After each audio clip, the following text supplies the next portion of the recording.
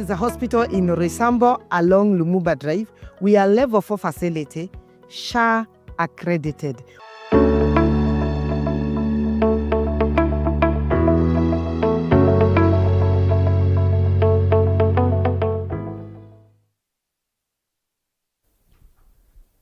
A cholera outbreak is ongoing in Kenya. According to our recent conversation we had, now more than 97 cases have been confirmed, and sadly, 6 fatalities. That is in the counties of Nairobi, Migori, and Kisumu. One man once said, cholera is not just a disease of poverty, it is a disease of neglect. Now, what is that we are neglecting that could probably put our children at risk, our communities, and the marketplace? We find that out today. Greetings and welcome to the Healthy You. This is your favorite health program on Faith Day Television, where we bring to you weekly expert health insights. My name is Enock, Kitondekijja, your host. Now permit me start by recognizing our distinguished partners. That is JCK Hospital. You can find them in Roysambu along Lumumba Drive, just opposite Park University. Now I have good news from JCK Hospital. They are now extending into the education sector. They are training a line of healthcare assistants. Are you passionate about being a healthcare giver? They're having their second intake happening next month and June. So if you're interested, make sure you reach them using that number on your screen. Thank you, JCK Hospital. Now, today we are having a very exciting discussion. We began on it last week and we could not end it because of the demand and the very many questions that came in through from our viewers. And of course, needless to say, we acknowledge everyone who follows us on social media, Facebook, YouTube. We celebrate you people. But recently, our analytical report shows that most of our viewers have not yet subscribed. Please do subscribe today and make sure you press that notification button so that you do not miss any of this quality content coming to you every week at such a time. We started a conversation on cholera outbreak. It's an alert. It's really imminent and we needed to take action. And to do that very well, we had to get public health officers, the experts on the front line, helping us deal with it. And today we have again, we call her Kimani. She's a very darling friend of our healthy program, and I'm sure she's going to also give us quality info today. We have another guest from the ministry. She's now the WASH focal person. We will know what that means in a little while. Otherwise, thank you so much for tuning in. To begin with, I will begin with the new face we have today to introduce herself to the audience and also let us know what you do. Okay, thank you to all our viewers. Good morning. My name is Eunice Mutisya. I'm a public health officer, currently working with Nairobi City County, coordinating WASH services, water, sanitation and hygiene in Ruaraka Subcounty. Have been practicing public health in the last 8 years, and I'm glad to be here. And you are welcome. Thank you very much. Thank you so much for hearkening the call. Yeah. And then our own Madam Jane, kindly for the viewers, you know we have those who join us, and then you need to get that background as well. Okay. Yes. Good morning, viewers. My name is Jane Kimani. I'm a Subcounty Health Promotion Officer, but my background is nursing. That is by profession. I'm a nurse, but practicing health promotion. So I'm coordinating health promotion activities within Roysambu and Ruaraka Subcounty. That's where I am. Welcome once again. Thank you. We had you on the show last time. Would you kindly give us a recap of what we shared last time and probably give us also an analysis of where we are right now as a county? Thank you so much, OFC and TV. Now, last week we were here and we were concerned, and because it's a risk disease in the community. That's why we had to come back and do a follow-up of the same. And what we discussed, we were discussing about the cholera outbreak, and cholera outbreak, we have to get a response for us to manage. So, and we discussed about the analysis, the situation that is in Kenya, Nairobi, Kenya. And as per last week, we had 30 cases, but as per now, we are having 43 cases. That does not scare us because there are millions in Nairobi or there are millions in Kenya.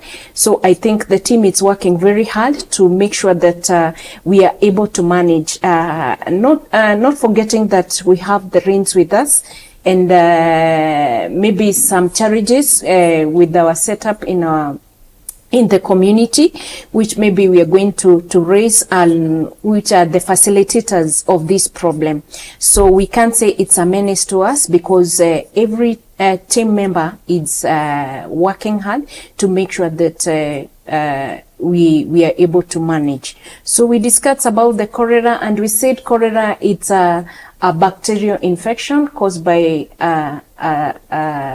Vibrio cholera, if I may call it, but it's a bacteria. It's a bacteria that affects someone, and we also said the transmission, the way it is transmitted, and we said it's an orophycal disease. So someone has to ingest some contaminated feces, and we talked about the 5 F's. And we said the cycle, it's about the fingers, the feces, the fluid, the field, which is the environment, and the mouth.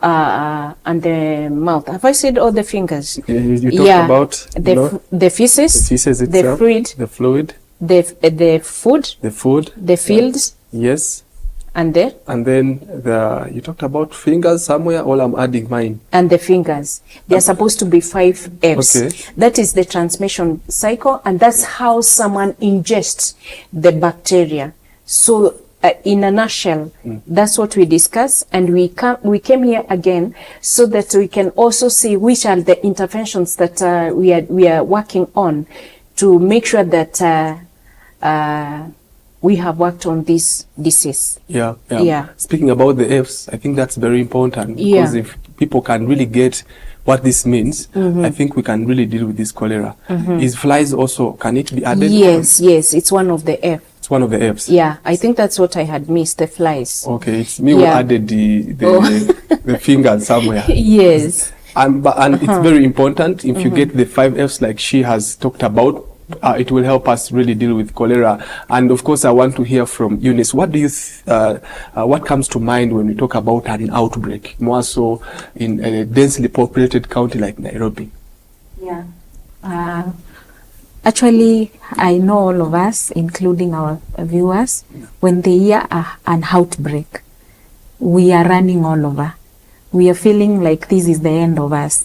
Because as we are continuing the discussion from last time, we know that cholera outbreak, it's not a joke, especially where there is the aspect of not moving very fast to counter check it, not moving very fast to stop even further spread. So an outbreak, it can even spread very fast. That's why we are talking about last week we had 30 cases, and now we are at 43. Yeah. And I can assure Kenyans and our viewers that we are trying our level best as the healthcare providers, with the help of even the community members themselves. We are trying our best to curb this outbreak. The good thing about cholera, it is curable. The good thing? Does it have a good thing? No, not really the good thing. I can say the good thing about the situation. Okay. When we work towards the same goal. Now that's encouraging. Yeah. We can end it even now. Okay. Yeah, with the interventions that we have. We've talked about water, sanitation and hygiene, and those are the interventions we are talking about. Accessing safe water, accessing safe environment, safe hygiene. And then when we work towards that goal, we can achieve, and the outbreak will come to an end. And I like the way you now give it a very great fresh that the intervention that you people are having in play, and you talked about the wash. So does that mean water, sanitation, and hygiene practices? Okay, let's talk about water. Let's begin with water. In water, we will talk about water monitoring and testing. We all know that we have different sources of water. We can have a borehole is a source of water. We have the Nairobi water where it comes from the dam. We also have harvesting of rainwater. Those are sources of water, rain, dam, rivers, and the such. So in water, we talk about water monitoring and testing, whereby in this particular outbreak of cholera, we move very fast, and then now we talk about RTK. RTK is residual chlorine testing, whereby we test the level of chlorine in a particular water. Maybe the water can be chlorinated or treated from the source. And now we talk about surveillance, monitoring, testing. You know, we need to continue testing and identify whether the levels have gone down, because the level can go down. For instance, the water pipes and the sewer pipes, they work together. They are in the same places. Contamination can occur whereby we have sewer bursts and the such. There is also the issue of water storage, especially the safe water for drinking, the issue of storage. We also talk about water treatment at point of use, now at household level. That is now that can give us taking safe water when we treat it at point of use, when we also treat it at the source. But now we can rely on the source, because there is also the channel of transportation of that water flowing from the source now to our area of point of use. So we encourage Kenyans and our communities to treat the water now at point of use. And we have different types of water treatment. In our household level, we can even boil, we can even chlorinate, like we have this tablet. This is called Aquatab. An Aquatab, we will use it to put in 20-liter jerry can. You'll just remove the tab like this one. It's a very small, tiny tab. It's a chlorine. And this will make the water chlorinated. We treat it at point of use at household level, because maybe during the transportation, the chlorine levels might have gone down. So you put this tablet into 20 liters jerry can. You wait for 20 minutes, and then now you can use the water for the next 7 days. And it's available in our chemists, and it's also available in our health facilities. With the help of our CHPs, we can get it. Okay, so I like the idea that you bring down the actual, let me have a look, actual tablet itself. Yes. Now, if someone cannot access this, what should they do to treat the water? They can use other. Is boiling enough? Yeah, boiling is enough. Okay. We talk about boiling the water for 15 minutes. Remember, you're supposed to boil that water at least to see bubbles, and the water to boil at 100 degrees Celsius. Maybe you might not know, how will I know that I've attained 100 degrees Celsius? When it starts boiling, you can even give it some times for the water to boil more and show some bubbles. Then now you can wait for some few minutes, the water to become cold, and now you put it in a saver container or in a clean container. We can even boil the water, but now the issue of storage, it becomes a problem. We are supposed to ensure all the time that the container that we are preserving the water, it is very clean. And also with the tablet, we don't encourage to use the tablets in our storage containers that are very wide, like the buckets, because chlorine evaporates. So we encourage people to use small-mouthed containers like jerry cans, 20 liters jerry cans, so that we may preserve and keep the chlorine levels at certain levels. Certain levels. Yeah. Thank you so much. For our viewers, you can tell we have quality information coming in right now. Today, we are really now getting to be practical. We talked about cholera being very serious and very fatal. But today we are learning now, how do we protect ourselves? How do we protect our water? And we have a focal person here in the building. I know that you are going to have quality information. So for those of you who are just tuning in, you have any question, please make it come across right now. I know there are even other questions for that people sent last time that we were not able to answer. I want to assure you today we are going to answer them. All right. I will now get to Jane. I mean, what do you think when you hear all this? What comes to mind? What comes to my mind when I hear this? It is coordination. When we are dealing with the interventions, we involve everyone, from the national to the sub-county. And when there is a suspected case, all people come together so that we can put our efforts together and see what can we do. And if I come down to our sub-county or our health facilities, JCK being one of it, we are supposed to have RRT, rapid response teams, in our facilities. Then when you're having the rapid response teams, they're the ones who sit down and get to know what next. What do we do? And we ask ourselves what, where, why, how, who. That means who is affected, why the disease, how can we manage the disease, what are we doing? And then we bring all the stakeholders together, tell them this is happening. And stakeholders, we even involve the community opinion leaders, because they are the ones who are in the community. We involve the water sector, we involve the agriculture, all the sectors. We bring them together and we discuss. But now at the facility level, the rapid response team, it's on alert. And that's how we normally get the cases. There is a case at a certain area. Remember, we are also having the CHPs on the ground. They're the ones who are going to households and they report any case. And that's why we say, if you have any issue, you can approach as a community health promoter in the ground, where she also relay the information to the nearest health facility. So we are also working with the facilities near us. Having the CHPs on the ground, reporting to the that is referral system, reporting to the health facility, and then the opinion reader whom I have said that we involve them in the stakeholders, he or she has a right to know what is happening in that area. We talk of the nyumba kumi, mzee wa kijiji, who is very important, because if that area is affected, and with what my colleague had said about the water safety, they are the same people who will put the measures in place. If it is a certain village with different assets, the people, they are the ones who will own.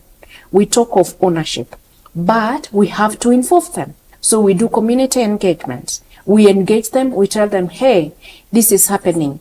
We are going to do this. Make sure that in your estate, there is a hand washing facility. When everyone is entering that estate, make sure the person washes hands with soap and running water. And you don't have to go for expensive things. I know my colleague is going to talk about it. It's just to making sure that whatever you are using is running water and soap. And if at all you don't have the liquid soap, I know she's also going to tell us what are we going to do. And that's why we are asking our question, why? So we bring all those people and make sure that the water that we are talking, which is safe, it is happening. It's not just talking, but is it happening from where we are?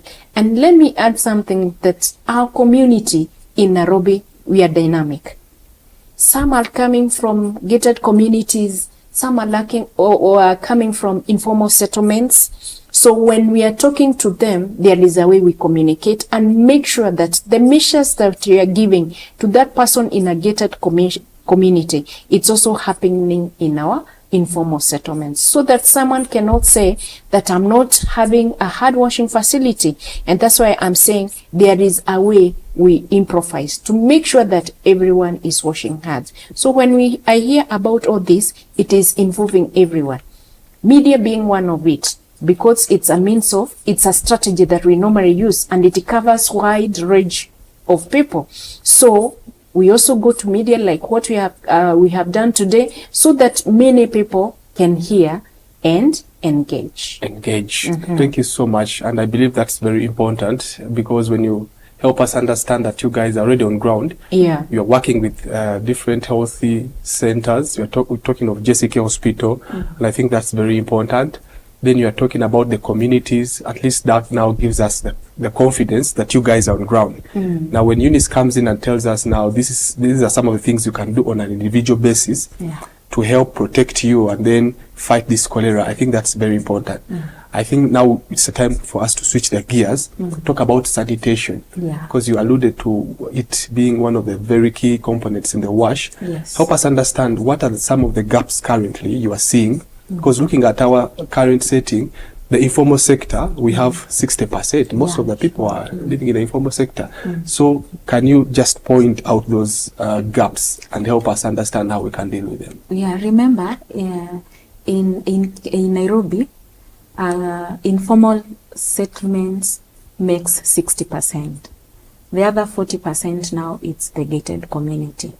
And we are also aware that in this 60% informal settlement is whereby we are having high populated areas. This is the areas that we are talking about now, increasing latrine coverage. Latrine accessibility to safe latrines has been a gap. You will find that we have so many plots that are not accessing toilets, that are not accessing latrines, that are not accessing flush, that are not even having toilets at home. So that is a gap. And you will also find that in this informal settlement, the latrines or the toilets that we are having, some are even dilapidated. They don't have that safe and that security. So you will find that people are not even accessing. You will also find that some are inaccessible. You can't access them past maybe 6 p.m. And if you can't access, you will find that now people in our informal settlement, they are using buckets, they are using flying toilets. And now when we use that, it becomes a gap, because now an environment will be contaminated. And when environment is contaminated, remember, cholera is fecal-oral. And a point whereby in an informal settlement, people didn't have to access a safe toilet. They didn't have flying toilet. They flew it outside. Now the rains come. The feces will mix with water. The water that we were thinking that it was safe, in case of a sewer burst, in case of the pipes burst, the pipes seep in the contamination. Now the water is no longer contaminated anymore.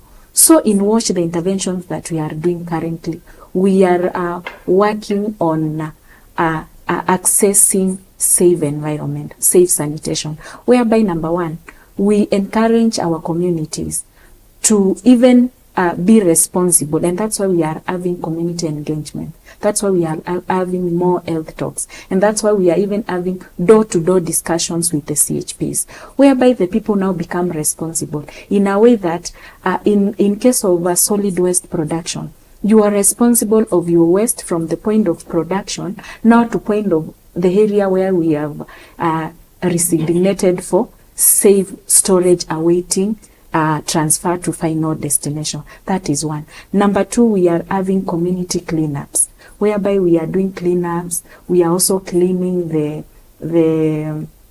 drainages. We are unclogging them, the clogged ones, and we are also doing disinfection, environmental disinfection, whereby we have a lot of crude dumping. That is also a gap. And now, to curb that gap, we are talking now to even landlords. Remember these informal settlements, they also have landlords. And in most cases, you'll find that the landlord is not even living there. So we are having landlords forum, whereby we encourage the landlords to identify at least somewhere whereby they can store now the waste awaiting disposal. And now we are doing decontamination and disinfection of those waste disposals area that are in community. And by doing so, we make sure that after disinfection now, we at least make the environment more safe for the community members that are staying in those areas.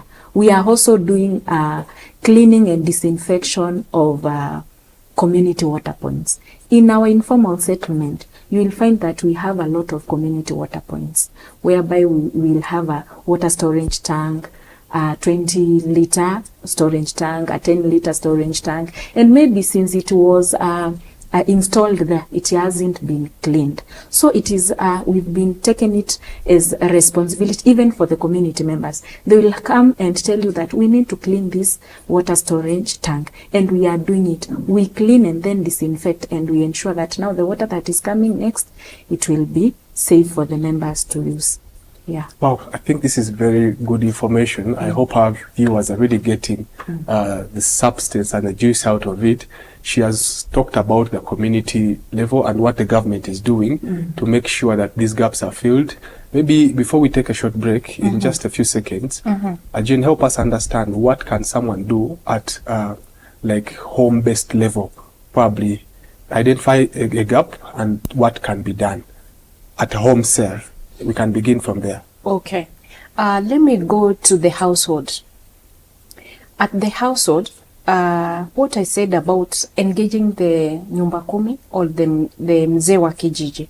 I mean, like in the house, like to begin with, like probably we have a setting of a house whereby we have 5 people, the father, the mother, maybe there are 2 kids, and then a house help. What should they do? Probably also understand what are the gaps and what should they do for the house. Okay, the gap, it remains the same of hygiene, poor hygiene practices.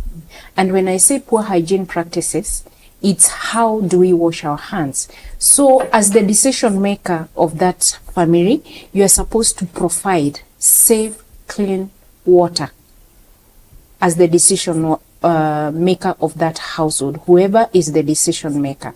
Then if we are having children, especially under 5s, and it's the risk group, yes, you have to make sure that they wash their hands. So you have to provide also the hand washing facility and making sure that the people in your household, they know that they have the information. Another thing, it's the proper waste disposal. Proper waste disposal. And I think that's very important because when you talk about hygiene now, that is our first line of defense. Yeah. And for our viewers, this is something that you don't want to miss in our second part of our discussion. I know Madam Jane has a lot she can add on this, but do not change your dial. We are going to take just a short break, and when you return, we're going to give you the details and also answer all your questions. Thank you so much. Just 1 minute.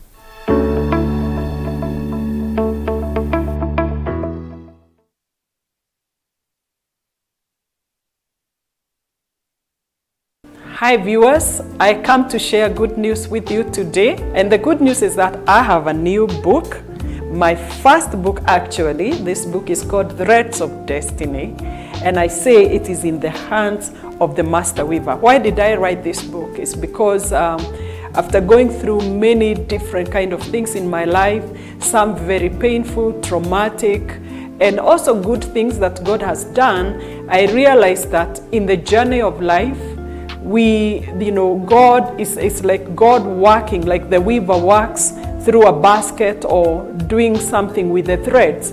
And I realized that from down here, we see the mess of our lives, we see the failures, we see the pains, but from above, the Master sees the beauty of what He's making out of us. And through my life, I decided it is good to be able to share my story, because as somebody said, every life is a story if we care enough to listen. And so I wrote this book to just be able to bring hope to somebody who may be feeling hopeless, to bring, restoration where there is desperation, and to tell you that God gives a second chance in life, but you must be willing to take that chance. And so I welcome you to order a copy of this book. It is only 1,000 shillings and or $10 for those who are outside of the country. You can order through the number on the screen and we'll be able to get you a copy of this book. God bless you as you read it. Give it to somebody else and I know they will be helped. Amen.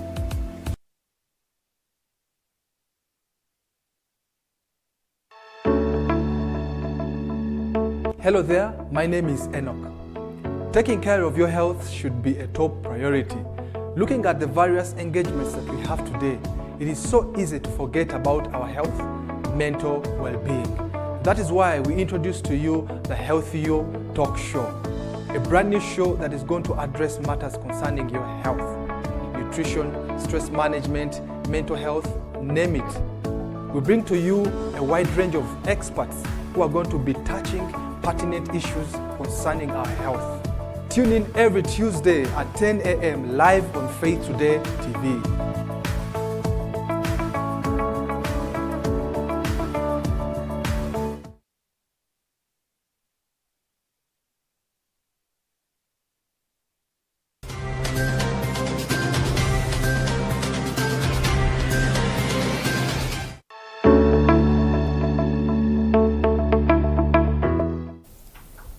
Yes, welcome back once again to our second segment of talking about dealing with cholera outbreak. It's an ongoing alert and it's important. We see the numbers rising every day. But today we have experts, public health officers who are helping us identify the gaps and also deal with them. In the first session, you can tell they are loaded with so much information to help you protect yourself, protect your loved ones. They have a good strategy for health centers. They have a good strategy for the home-based setting. And before we closed it, we had Madame Jane talk about hygiene. Now, hygiene is the first line of defense that we have, and it's very imperative that whoever is watching this, you get what she has to add. Madame Jane. Yes, please. You are so deliberate with your information. Yes. Please go on and tell us how we can really utilize hygiene and also secure our families. Mm-hmm. Yes. Thank you very much.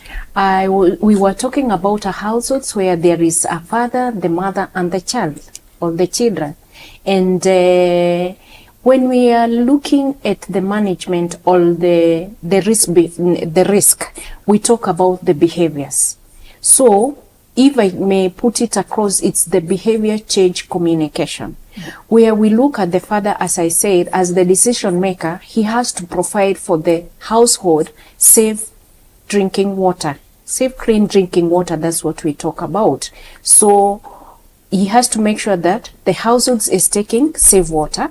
And when he bring the food, there is the mother also who has the behavior. The behaviors of the mothers is to cook, to help the children, the hygiene of the children. So she has to cook the food well.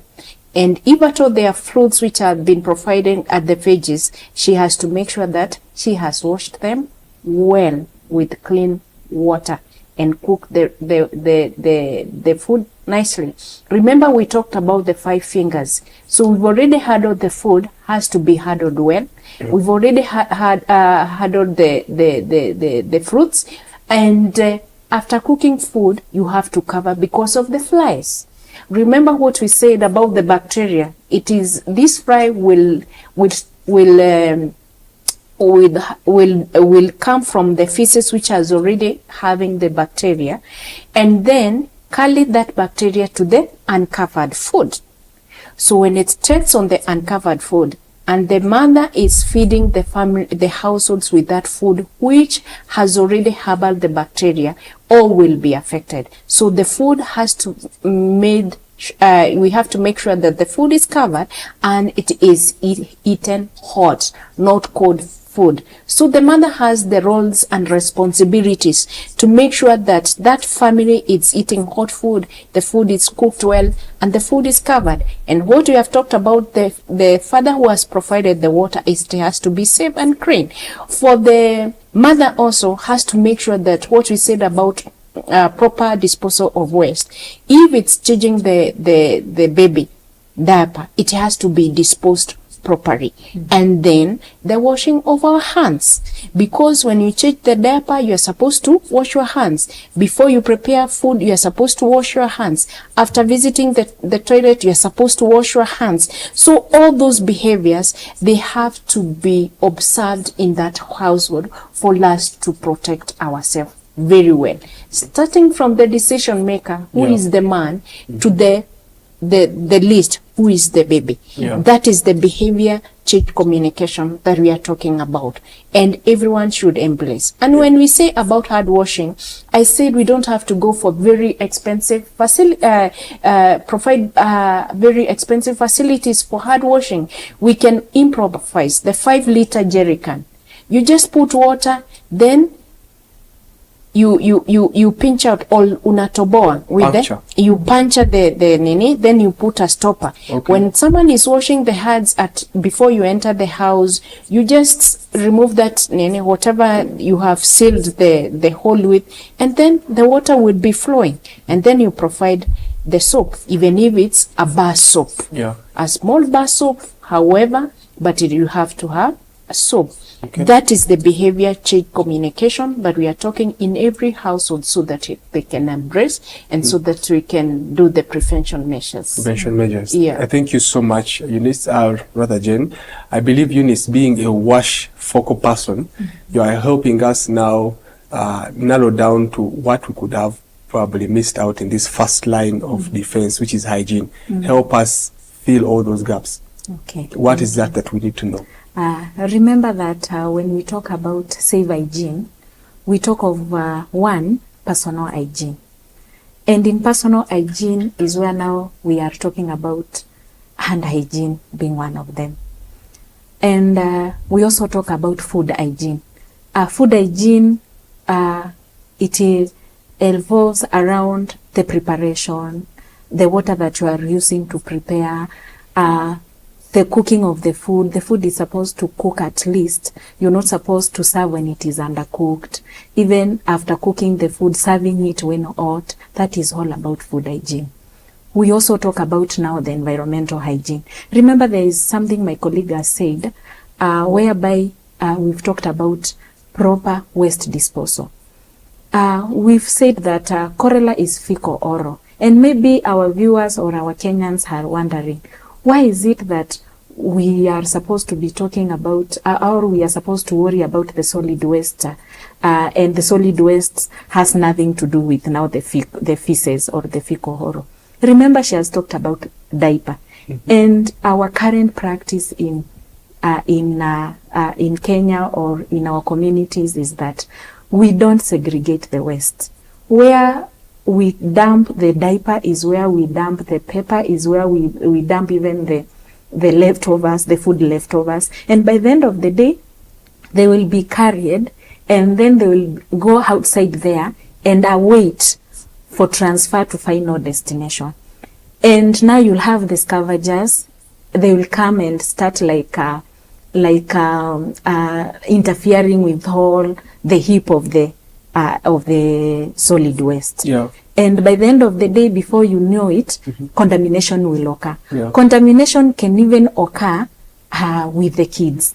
The kids will go outside there and play. Remember, we talked about the 5 F's, and field is one of them. And in our informal settlement, where do you expect these kids to play from? Those are the areas that they will go and play. So in most cases, they will go and touch. They will also be there, also doing the scavenging like the bats do. And by the end of the day, they can even ingest. They can even touch and even forget. They can even come and serve food, and they have not washed their hands. So we must insist on hand hygiene, environmental hygiene, and food hygiene. They are very important. And as she has said, in hand hygiene, ensure that the water is running. And when the water is running, there are those steps that we talk about when we are doing hand washing, whereby we must ensure that, number one, the water is there, which is running, and then there is soap. It doesn't matter the kind of soap, whether it is liquid, whether it is bar soap. Yeah. And now you start by wetting your hands. You can't just wash your hands just like the way they are.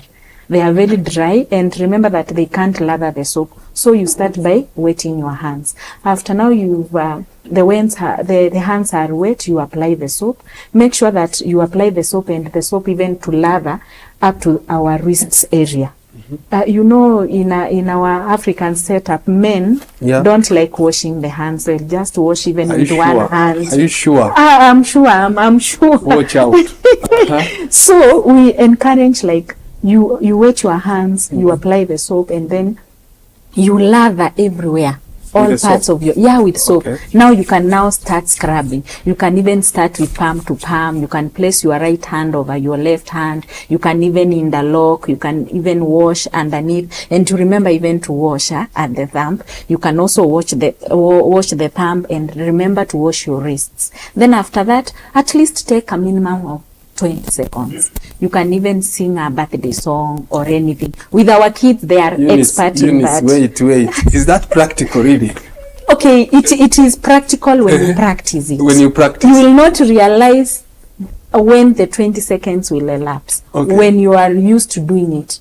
Because at the moment you are wetting your hands, you are applying the soap. Remember, the seconds are also running. So by the time you like touch all parts of your hands, at least you ensure that the whole hand is washed or the whole hand is scrubbed.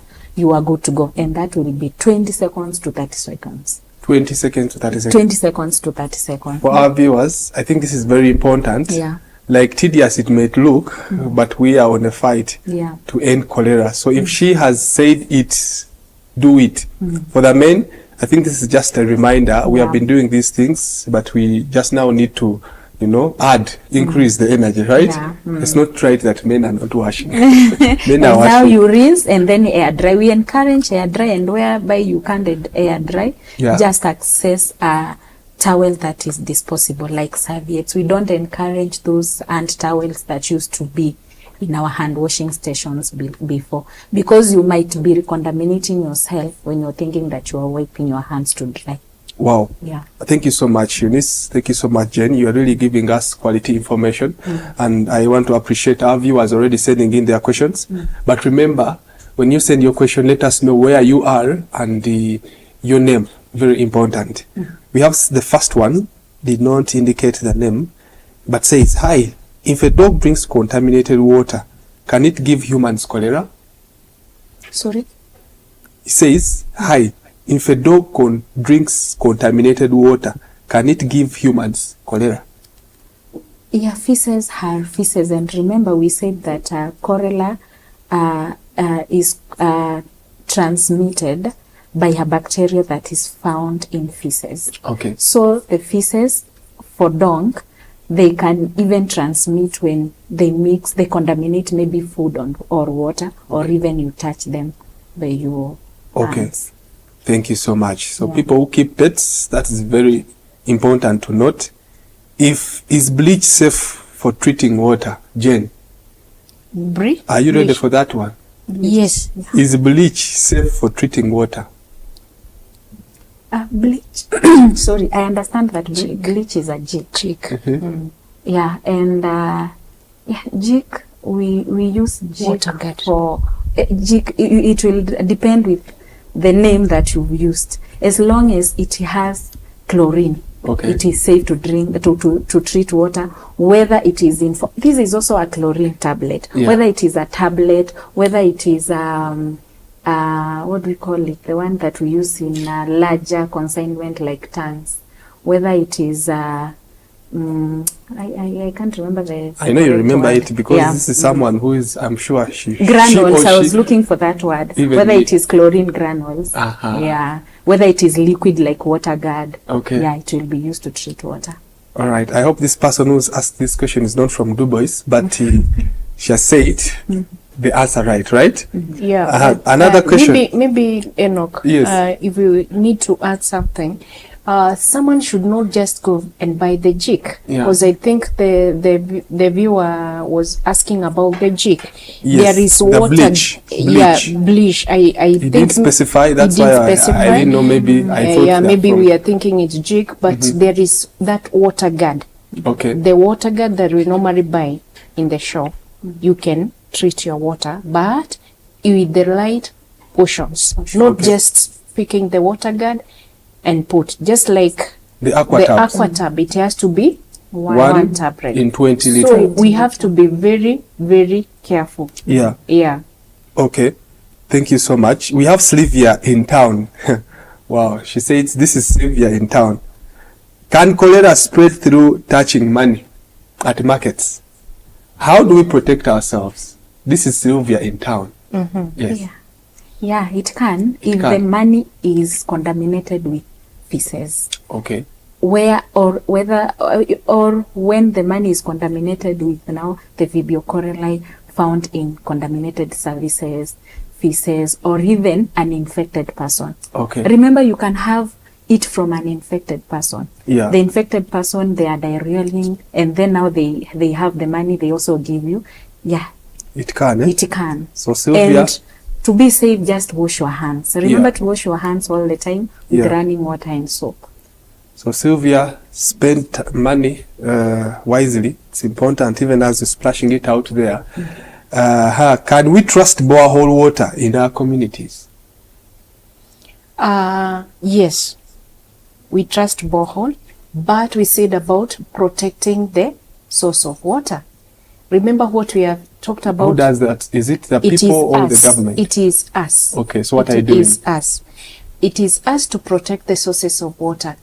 By that I mean, if it is feces, you have to go to the toilet. Don't just, we talk about open defecation. Don't just do the open defecation, because if that feces is it's having the bacteria and then it rains, we talked of we are already having rains with us. Yeah. Then it is swept out and it drains to the well or to the source of water. That water would be contaminated, and that's why we are talking about treating of the water before you take. So we have to protect the sources, but the water is safe until it is contaminated. I can also add something on that. Yes. Remember, we've talked about protecting the water source. And in that particular question, she's asking about the borehole water.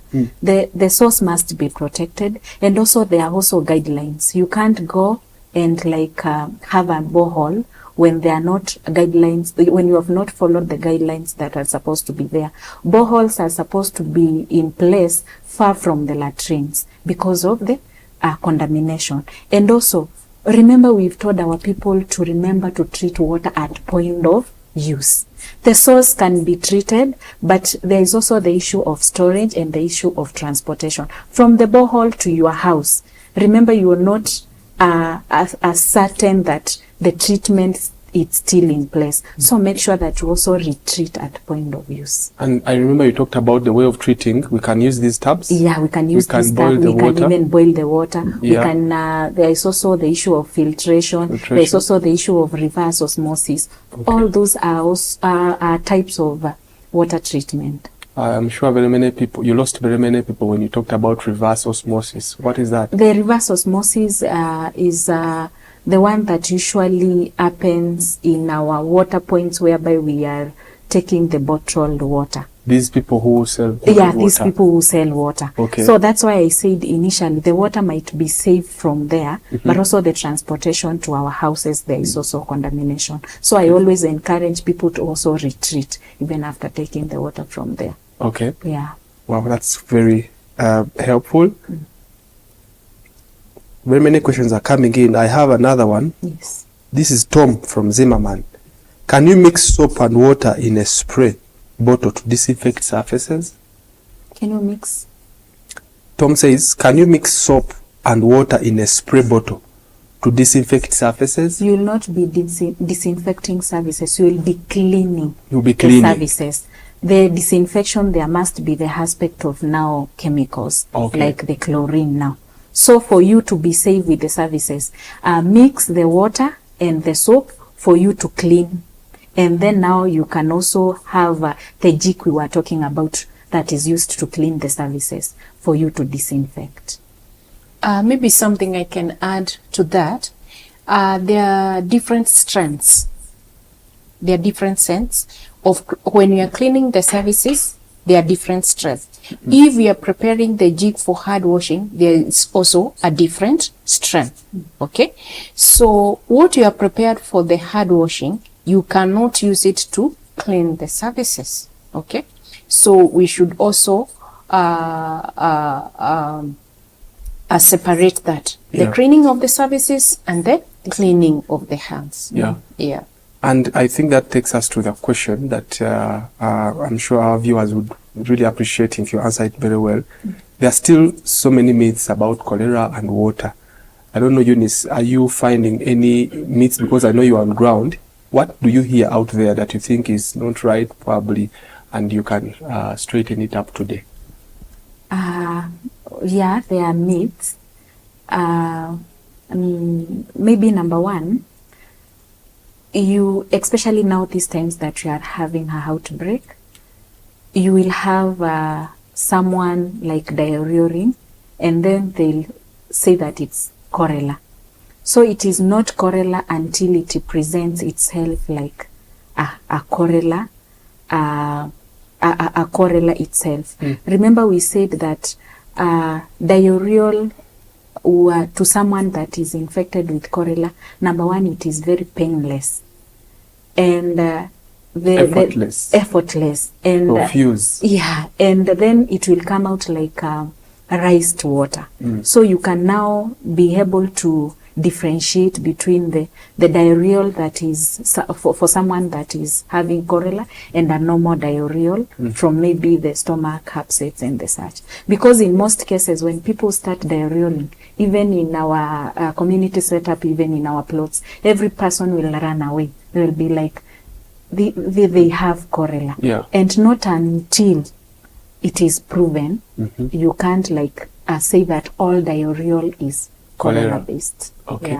Any other? Maybe she can add. Jenny. Okay. Myths and misconceptions. The myths about cholera, one of it I can say that people think it's a poor man's disease.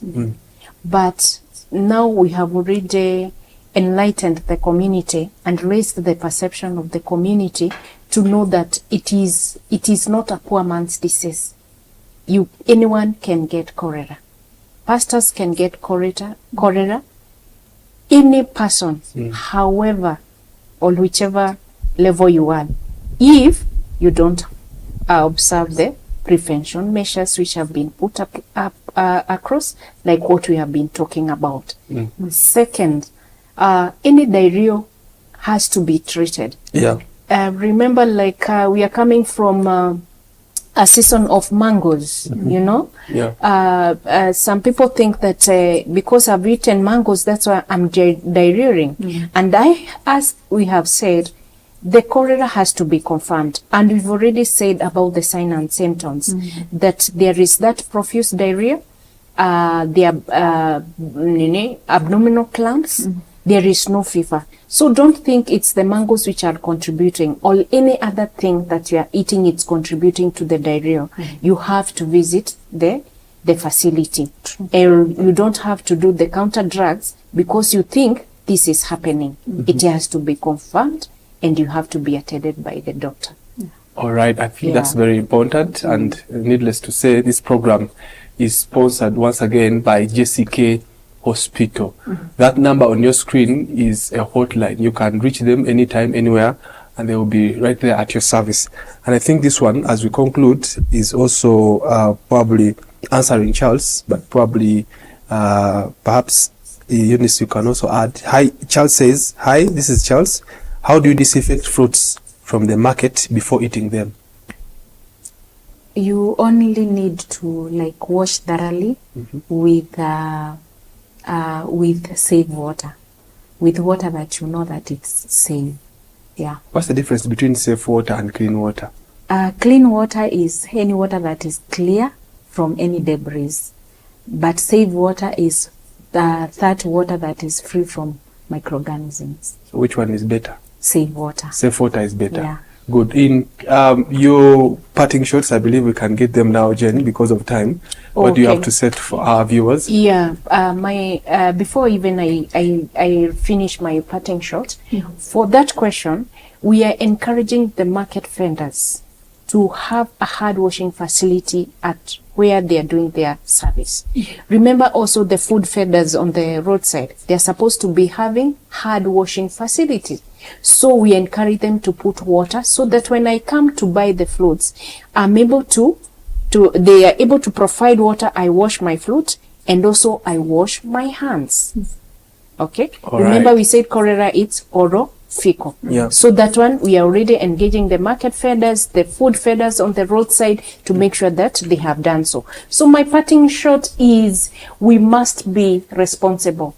Let us participate for you to be involved so that you can take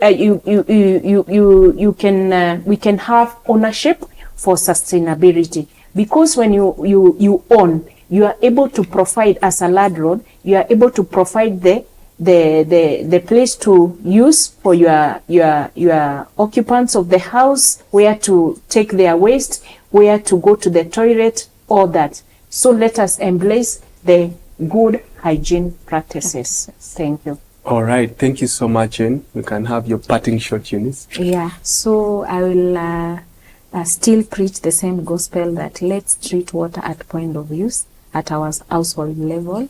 Let us also access safe sanitation. Let's access toilets. Let's segregate and have proper waste management, and also let us remember to have safe hygiene, whether it is personal hygiene, whether it is food hygiene, or whether it is environmental hygiene. And by doing all this, we shall have cut this disease that we call cholera.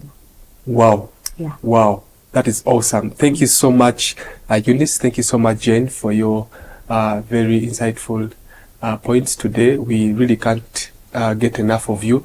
I'm sure for our viewers, you have gotten so much value today, and there is a role to play. Whether you are a parent, you are a preacher, or even a vendor, it's important that you wash your hands, treat that water. Let us share the right information out there. Yes, cholera spreads fast, but also awareness and the right information does spread fast. If we do this together, we are going to end cholera. The outbreak should stop with us. Again, I'm aware we have those of you who follow this program and you are in hospital. Some of you are receiving care from home. We tell you this, that doctors are simply an extension of God's healing hand. And we trust and pray that whatever kind of treatment they're giving you, it will work in Jesus' name. And we pray that your healing come forth speedily. My name is Enock Kitondekijja, and this has been The Healthy You on Faith Day Television. Until we meet next time, stay alert, stay informed, and stay healthy. God bless you.